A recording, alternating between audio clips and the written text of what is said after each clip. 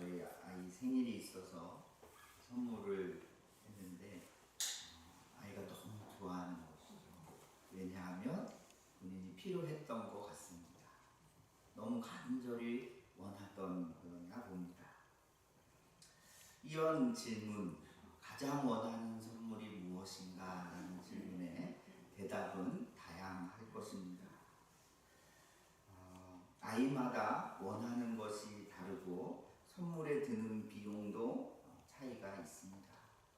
2살 배기 아이가 갖고 싶어하는 자동차와 18살 아이가 갖고 싶어하는 자동차는 완전히 다른 것이죠. 여러분은 과연 어떤 답을 하시겠습니까? 한번 조용히 생각해 보시기 바랍니다. 만약 지금 내 삶에 가장 필요한 것을 받을 수 있다면 그것은 무엇인가? 처음에는 구체적으로 떠오르지 않을 수도 있습니다. 하지만 깊이 생각해 보십시오. 어쩌면 선물의 종류가 우리 마음속에 갈망하고 있는 무엇인지라고 우리가 질문을 던져볼 수 있을 것입니다. 어떤 분은 그렇게 이야기합니다. 꽤 힘든 시간을 보낸 이후에 휴식이 필요하다. 개인적인 일이나 가족의 일, 그리고 사역에서도 복잡한 시간들을 보낸 것이죠. 가장 먼저 떠오르는 단어, 마음의 평안도, 다시 일어설 힘도 간절히 필요합니다. 또 사랑하는 이들의 상처가 치유되기를, 그리고 터널 끝에서 다시 빛을 보기를 바라는 것입니다. 우리 모두의 마음 깊은 곳에는 꼭 필요하고 채워지기를 바라는 무언가가 있는 것이지요. 솔직히 누군가가 우리의 무엇이 가장 필요한지를 묻고 그것을 채워준다면 싫어할 사람은 아무도 없을 것입니다. 그런데 예수님이 이 땅에 오신 이유가 바로 그것입니다. 우리가 가장 원하고 가장 필요로 하는 것을 주시기 위해서, 이 말이 좀 낯설게 들릴지 모릅니다. 2000년 전 베들레헴의 마국간에서 예수님이 천사와 목자들에게 둘러싸여서 태어나신 이 사건은 21세기를 사는 지금 우리의 현실과 너무 동떨어져 멀어져 있다라고 느낄 수 있기 때문이죠. 이 사회는 어떻습니까? 화려한 광고가 도시를 덮고 있습니다. 거리는 반짝입니다. 누추한 마국간과 따뜻한 숨결로 채워진 고요한 밤은 이제 우리에게 낯선 장면이 되어버린 것이죠. 그러다 보니 예수님의 탄생 소식을 믿지 않을 수도 있고 그 사실이 내 삶과는 별 상관없는 그렇게 느낄 수도 있습니다. 그래도 잠시 마음의 문을 열고 우리가 이 성경으로 돌아가는 것이죠. 나는 예수님이 이 땅에 오신 이유가 무엇인지 궁금합니다. 예수님이 왜 이 땅에 오셨는가? 하나님은 우리의 것을 뺏으러 오신 분이 아닙니다. 우리를 부려먹으려고 오신 분이 아니십니다. 오히려 우리를 사랑하셔서 자신의 것을 내어주시는 분이십니다. 만약 예수님이 오신 이유가 하나님이 우리를 위해서 일하시기 위함이라면, 하나님이 우리 마음 깊은 곳에 갈망과 필요를 채워주시기 위함이라면 우리는 무엇을 기대할 수 있을까요? 예수님이 이 땅에 오신 의미를 천천히 떠올려 보십시오. 그 의미는 오늘만이 아니라 우리의 모든 날, 그리고 영원히 이어질 것입니다. 한 목사님이 동남아시아에 있는 한 서원에 갔습니다. 그런데 그 서원에는 여러 불탑 같은 것들이 있는 것이죠. 세 명의 종교 지도자들, 목사님과 을 포함해서 두 명의 종교 지도자들이 더 있었습니다. 한 분은 불교였고 다른 한 사람은 힌두교였습니다. 처음에는 서로를 알아가는 시간을 이렇게 갖다가 각자의 삶과 가족 이야기를 시작하고 마음이 점점 열렸습니다. 어느새 대화가 신앙의 이야기로 이어졌습니다. 그리고 서로의 공통점에 대해서도 이야기하게 되었습니다. 다른 사람을 사랑하고 존중해야 한다. 모든 사람의 선을 위해서 일해야 한다라는 그런 공통적인 가치에 대해서 이야기하게 되었습니다.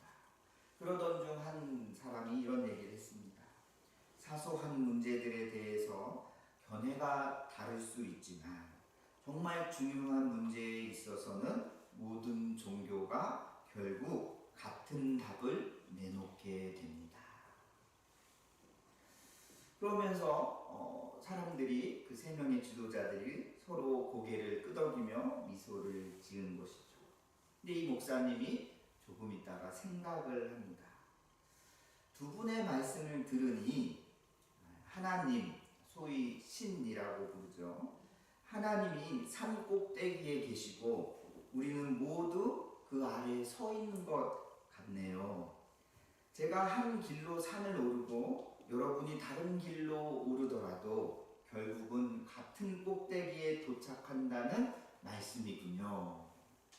그랬더니 그 두 분이 맞습니다 라고 웃으면서 고개를 끄덕인 것입니다.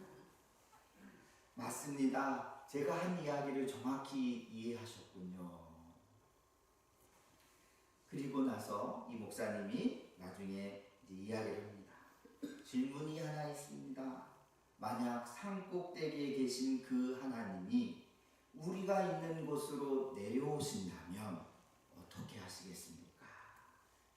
하나님이 우리가 그분을 찾아오기를 기다리지 않으시고 먼저 우리에게 오신다면 어떻게 했냔 말입니까? 라고 질문을 한 것입니다. 그랬더니 이 불교 지도자와 힌두교 지도자가 뭐라고 그랬겠습니까? 와, 정말 놀라운 일이군요. 신앙의 차이가 여기에 있습니다. 바로 예수님입니다.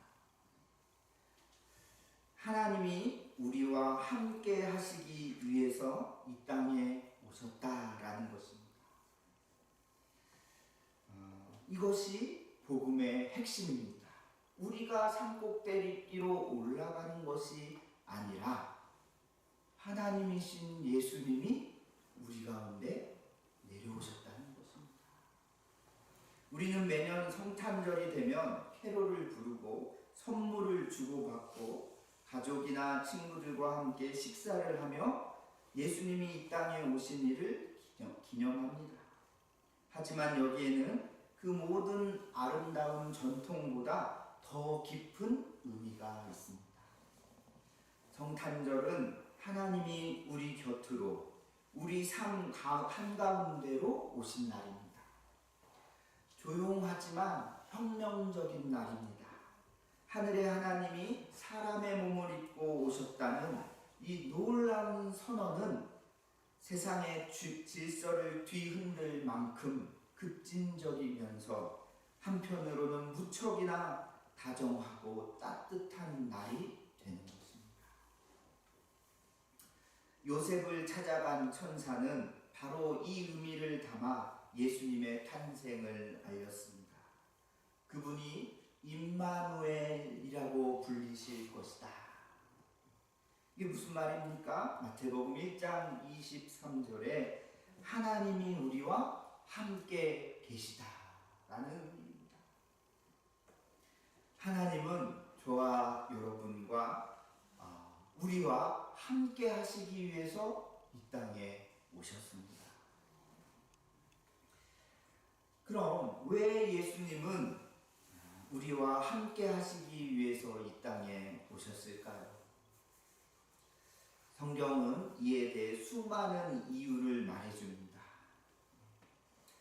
예수님은 우리가 풍성하고 영원한 생명을 누릴 길을 열어주시기 위해서 오셨다.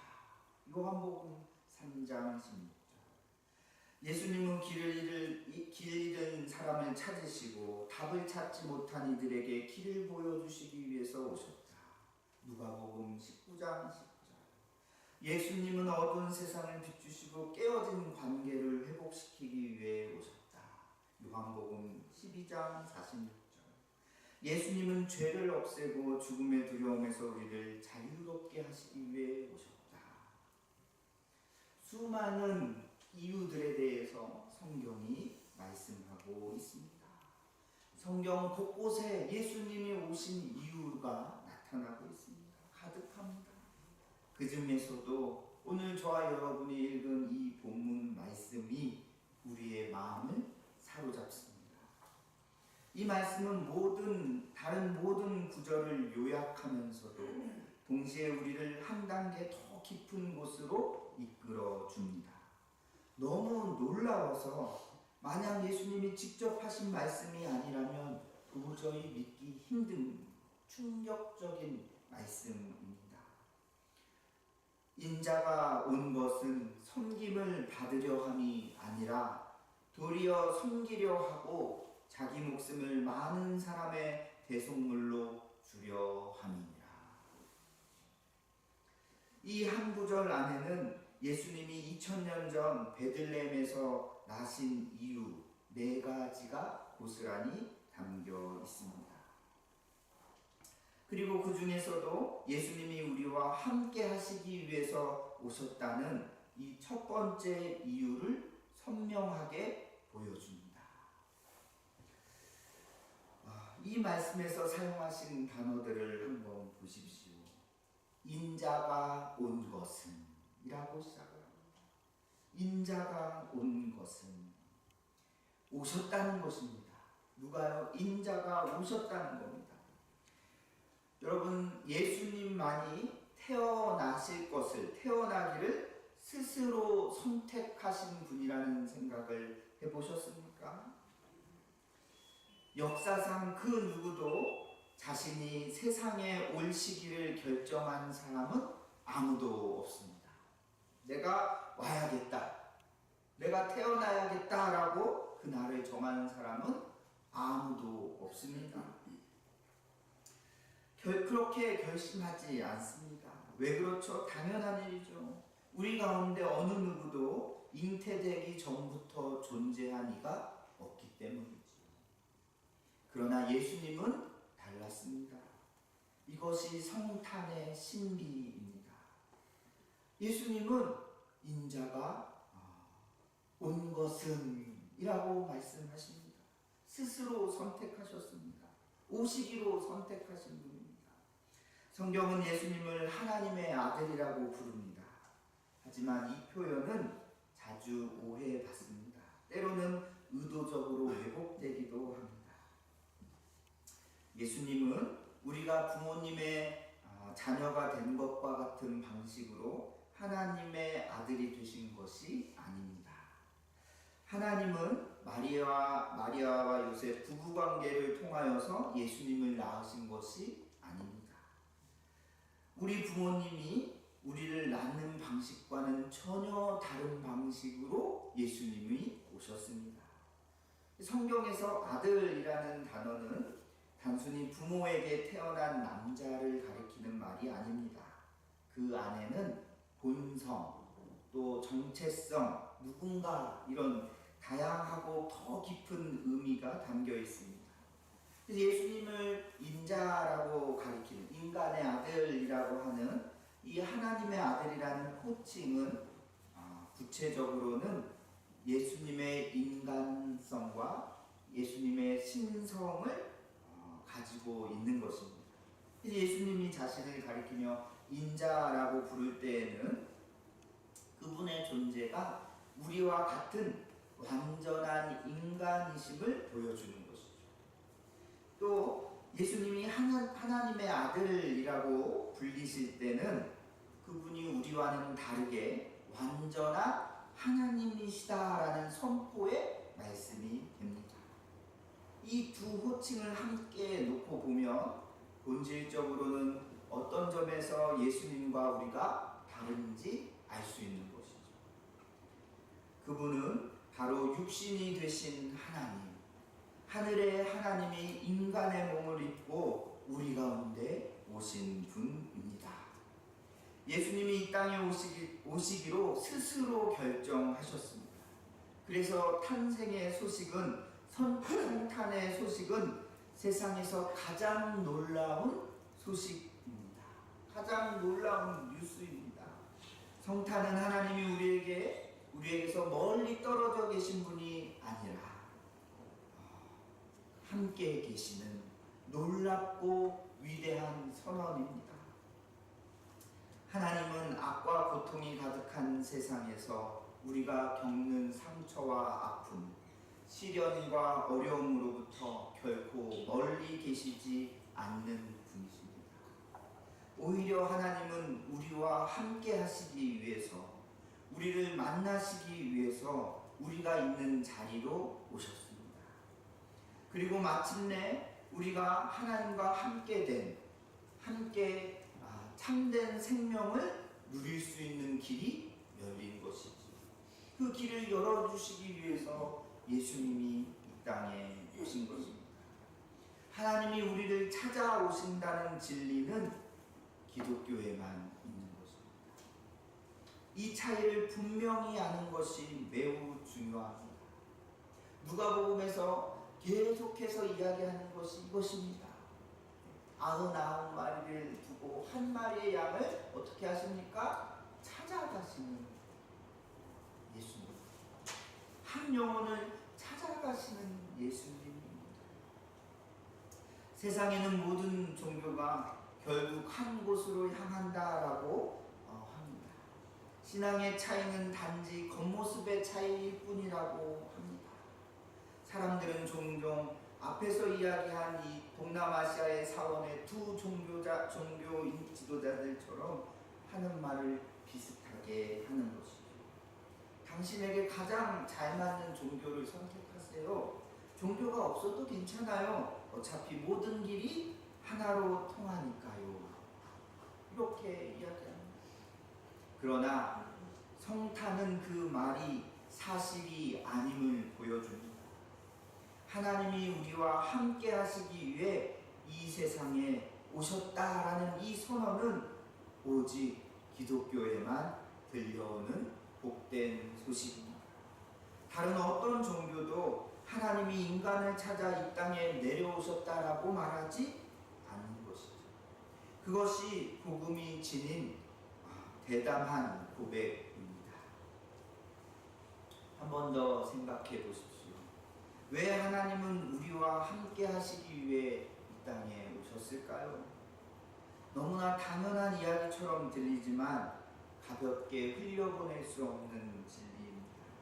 하나님이 우리와 함께 하시기 위해 이 땅에 오신 이유는 단 하나, 그분이 우리를 원하시기 때문입니다. 저와 여러분을 원하시기 때문에 이 땅에 오셨습니다. 어떤 사람이 이런 질문을 던졌습니다. 당신은 죽으면 천국에 갈 거라고 생각하십니까?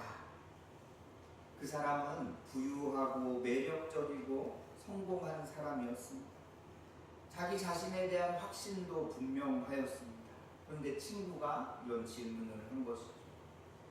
네, 천국에 갈 거라고 확신합니다. 믿습니다. 왜 그렇게 생각하십니까? 라고 했더니 친구가 하는 말이, 하나님이 제가 그곳에 가기를 바라신다고 믿기 때문입니다. 이 이야기를 처음 들으면 너무 오만한 자이구나, 자기 자부심이 너무 투철하구나 라는 생각이 들 수 있습니다. 그런데 한번 곰곰이 생각해 보십시오. 그 말이 틀린 말이 아닙니다. 하나님은 정말로 그 사람이 천국에 가기를 바라십니다. 이것이 그가 천국에 가는 유일한 이유가 됩니다. 그가 부유해서 매력적이어서도 성공했기 때문도 아닙니다. 하나님은 여러분도 천국에 가기를 바라십니다. 원하십니다. 그분이 여러분을 너무나 사랑하시기 때문에, 바로 그 큰 사랑 때문에 하나님은 저와 여러분을 사랑하시기로 작정하신 것입니다. 함께 하시기를 원하십니다. 홀로 있다라고 이야기하지 마십시오. 주님이 함께 하시기 위해서 저 높은 곳에서 이곳에 인간의 몸으로 오신 것입니다. 그것도 어떻게요? 영원히 함께 하시기 위해서 이 땅에 오신 것입니다. 이 진리를 마음에 새기시기 바랍니다.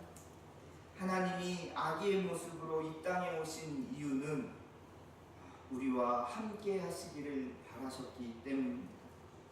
말씀으로 세상을 창조하시고 해와 달, 별을 그 이름으로 부르시며 산이 떨고 바다가 포효할 만큼 크신 하나님, 온 우주를 다스리시고 통치하시는 그 하나님이 우리 한 사람 한 사람을 인격적으로 사랑하십니다.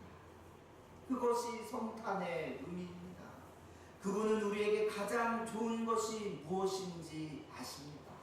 그리고 우리가 그분과 함께 풍성하고 영원한 생명을 누리게 하시는 것이죠. 그러나 이 생명을 가로막는 장벽이 있습니다. 그것이 바로 예수님이 이 땅에 오신 두 번째 이유입니다. 누가복음 2장 11절에 보면, 오늘 다윗의 동네에 너희를 위하여 구주가 나셨으니 곧 그리스도 주시니라.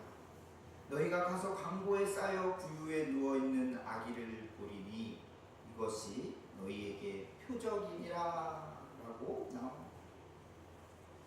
오늘 본문 말씀에 뭐라고 나옵니까? 자기 목숨을 대속물로 주려 함이니라.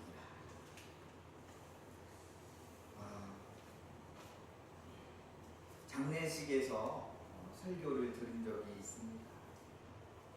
이 평생 김씨 아저씨라고 불렸던 분의 장례식입니다. 그분은 오랜 세월 청소부 일을 하셨습니다. 학생들이나 교회 식구들에게 굉장히 귀한 분으로 여겨졌던 분입니다. 그 김씨 아저씨는 늘 사람들을 격려해 주었습니다. 요즘은 어떻게 지내세요? 하고 안부를 물으면 아주 잘 지내요. 다 하나님의 은혜이지요. 라고 항상 대답했습니다. 삶에 어떤 굴곡이 있어도 답변은 항상 동일하였습니다. 하나님의 은혜이지. 김씨 아저씨처럼 기쁨이 넘치는 삶을 살아가는 사람을 본 적이 없다라고 사람들이 입을 모아 이야기하였습니다. 그래서 그 장례식에서 가족들과 친구들은 모두 깊은 슬픔 속에서 그분을 향한 그리움과 사랑을 담아 그 김씨 아저씨를 떠나보냈습니다. 죽음에 대해 진지하게 생각하는 사람들이 특히 이 시대에는 많지 않습니다. 누구에게나 죽음은 피할 수 없는 종착지이지만 우리는 종종 그 사실을 애써 외면합니다. 죽음은 두려움의 대상이 되기도 하고 때로는 공포로 다가오기도 합니다. 그러나 바로 이 지점에서 예수님은 우리와 완전히 다르셨습니다.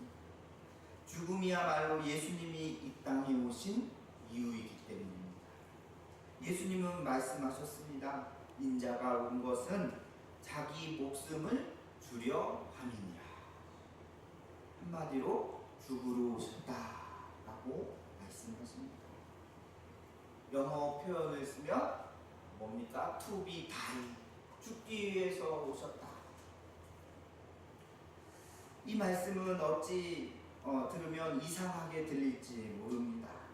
하지만 결국 성탄절은 죽기 위해 태어나신 한 분을 기억하는 날입니다. 인류 역사 속 다른 어떤 종교 지도자들 보더라도 예수님이 얼마나 특별한 분인지 분명해집니다. 다른 세계의 종교들은 지도자들의 삶과 가르침에 초점을 맞춥니다. 어떻게 살아라는 것에 맞춰주죠. 그 종교 지도자들이 얼마를 살았던 간에 결국은 죽음을 맞이하게 됩니다. 무함마드는 62세에 죽었고 공자는 72세, 부처는 80세에 생을 마쳤습니다. 죽음은 곧 그들의 사명이 끝나는 것과 동일했습니다. 그러나 예수님에게는 죽음은 전혀 다른 의미였습니다. 예수님은 공생애 동안 자신의 죽음에 대해 여러 번 말씀하셨습니다. 그 일을 미리 내다보셨습니다. 때로는 제자들에게 본인이 죽을 것이다, 어떻게 죽을 것이다 라고 예언도 하셨습니다. 그래서 지난 2000년 동안 기독교의 상징은 죽음을 의미하는, 생명을 의미하는 것이 아닌 죽음을 의미하는 십자가가 그 상징이 된 것이죠. 그 죽음은 비극이나 사고가 아닙니다. 우연히 일어난 사고가 아니라 십자가는 처음부터 하나님의 계획 속에 일어났습니다. 어느 누가 태어날 때 죽기 위해서 태어나는 자가 누가 있겠습니까? 구유에 누인 작은 아기는 궁극적으로 십자가에 못 박히기 위해서 오신 것입니다. 그분은 태어날 때부터 우리를 위해 죽으시는 그 길을 시작하신 것입니다. 예수님이 죽으신 일이 왜 그토록 중요합니까? 인자가 온 것은 자기의 목숨을 많은 사람의 대속물로 주려 했기 때문입니다. 여기서 대속물이라는 단어는 누군가를 노예에서 해방시키기 위해서 그 값을 지불하는 것을 대속물이라고 합니다. 비로소 성탄의 이야기가 시작이 되는 것이죠. 하나님은 우리가 그분과의 관계 안에서 완전하고 풍성한 생명을 영원히 누리도록 우리를 그렇게 부르셨습니다. 그렇게 지으셨습니다. 그런데 어느 순간 문제가 생겼습니다. 하나님과 우리가 그분의 길에서 돌아선 것이죠. 우리가 돌아선 것이죠. 이것이 인류 전체의 문제가 되었습니다. 그리고 저와 여러분 각자의 문제가 되었습니다. 이것을 우리는 뭐라고 부릅니까? 죄라고 부릅니다. 우리는 죄의 노예가 되어서 살아갑니다. 하나님보다 우리가 더 잘 안다고 믿습니다. 하나님이 정하신 길보다 자신이 정한 길이 더 옳다라고 생각합니다. 이런 모습은 역설적이게도 성탄절에 가장 잘 드러나기도 합니다. 기쁨과 평화로 가득해야 할 이때 우리는 엄청난 인파 속에서 짜증을 내고 인내하며 인내심이 바닥이 드러나기도 합니다.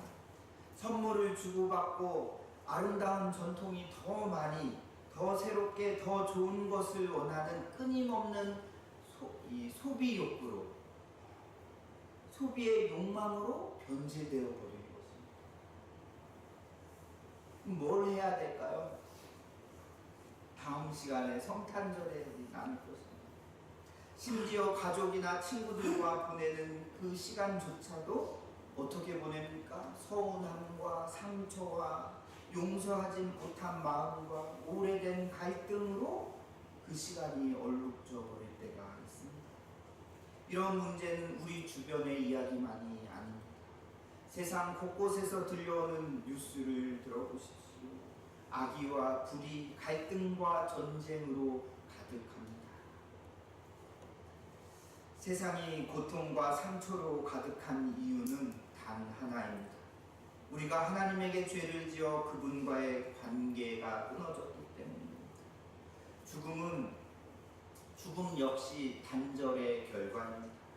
성경은 분명히 말합니다. 죄의 대가는 죽음이다.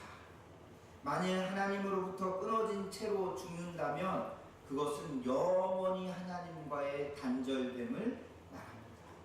그분의 사랑에서 멀어지는 것을 말합니다. 그래서 예수님이 세상에 오셨습니다. 우리의 대속물로 자신의 생명을 내어주시기 위해서 오신 것입니다. 다시 말해 우리 죄값을 대신 치르시기 위해서 오셨습니다. 예수님의 이 대속으로 우리는 죄의 권세와 형벌에서 자유롭게 된 것입니다. 인자가 온 것은 자기 목숨을 많은 사람의 대속물로 주려 함이니라. 여기서 많은 사람의 라는 이 말은 많은 사람을 대신해서 라는 의미입니다. 예수님은 이 땅에 오셔서 단 한 번도 죄를 짓지 않으셨습니다. 어린 시절에는 부모님에게 불순종하지 않으셨습니다. 청소년기 시절에는 순결을 지켰습니다. 성인이 되어서도 언제나 친절히 말씀하셨고 바른 행동으로 모든 사람의 사랑을 받으셨습니다. 그분의 모든 생각과 바람 그리고 행동은 언제나 공의롭고 자비로웠습니다. 죄를 지은 사람이 자신의 벌을 받는 것은 당연한 일입니다.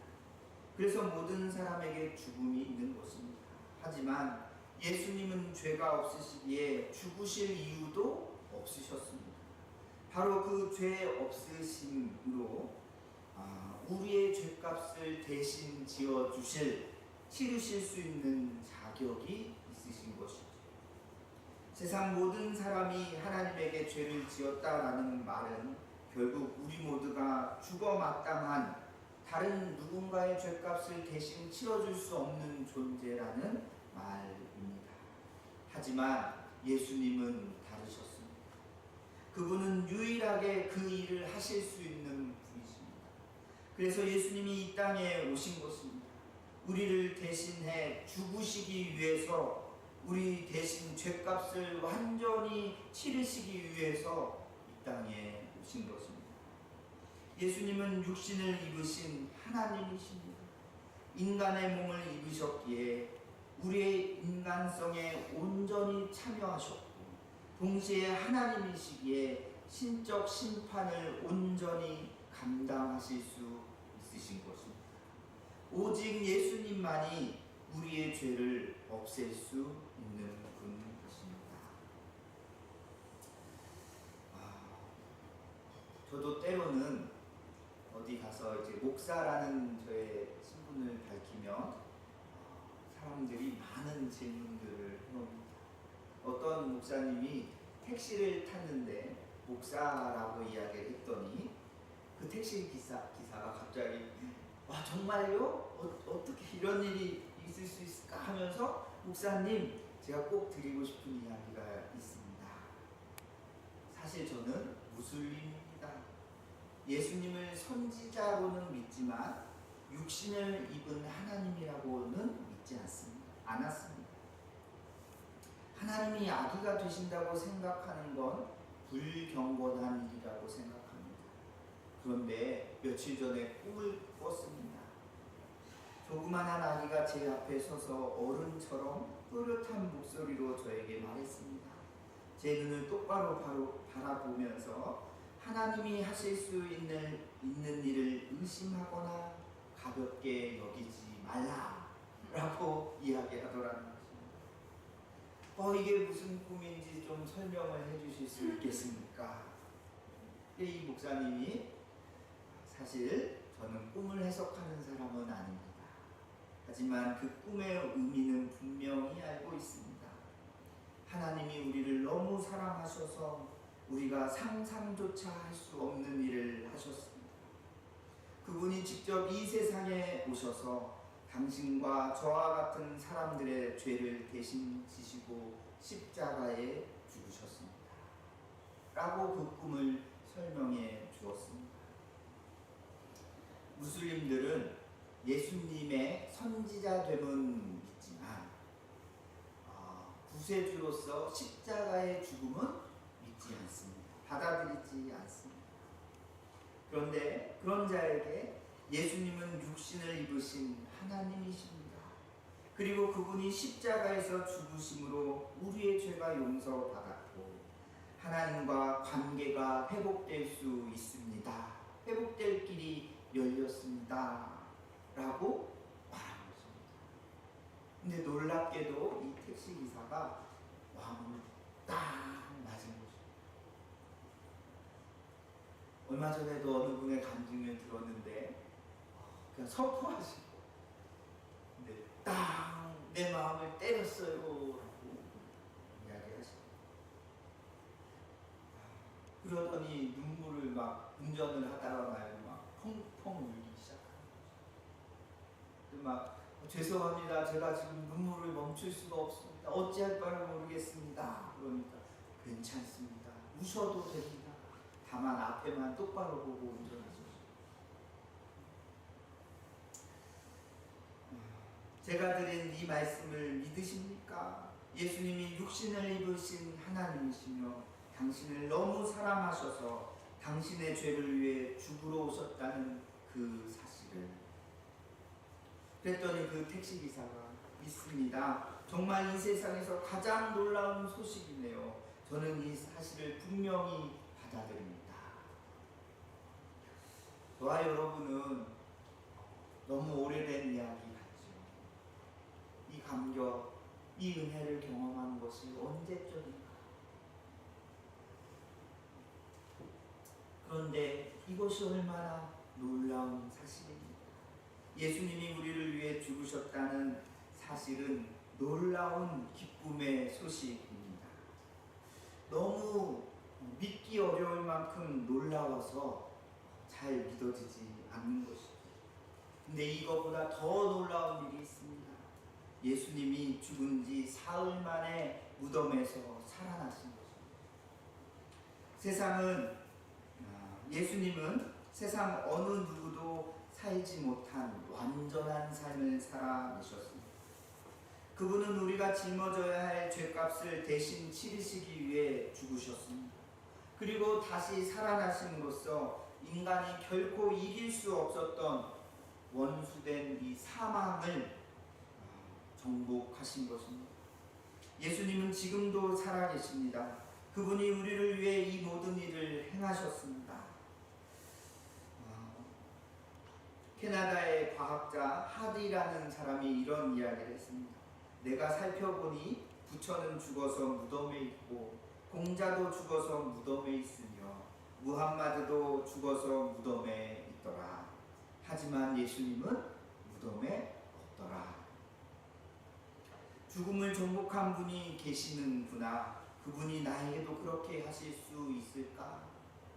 그리고 성경을 펼쳤더니 이 말씀이 있습니다. 요한복음 14장 19절에 내가 살아있고 너희도 살아있겠음이라. 예수님은 이 땅에 오셨고 사셨고 죽으셨고 그리고 무덤에서 다시 살아나셨습니다.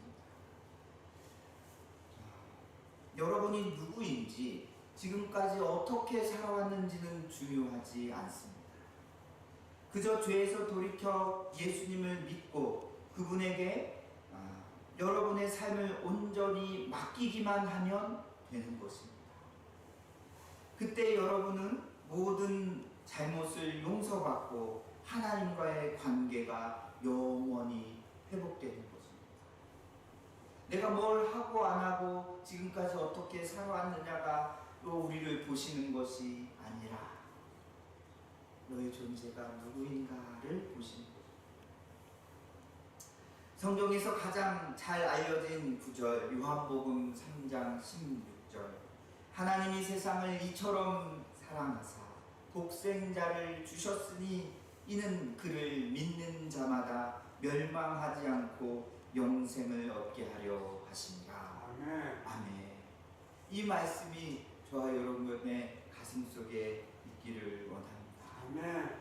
여기 세상이라는 단어 대신 자신의 이름을 넣어 불러보십시오. 하나님이 땡땡땡을 이처럼 사랑하사 독생자를 주셨다. 그러므로 아무개가 예수님을 믿으면 아무개는 영원히 죽음을 경험하지 않을 것이다. 아무개는 하나님과의 관계 안에서 영원히 생명을 누릴 것이다. 이보다 완벽한 선물이 어디 있겠습니까? 예수님이 우리를 대신해 죽으시기 위해 이 땅에 오셨습니다. 이제 우리는 영원토록 죄의 권세와 형벌에서 자유롭게 됩니다.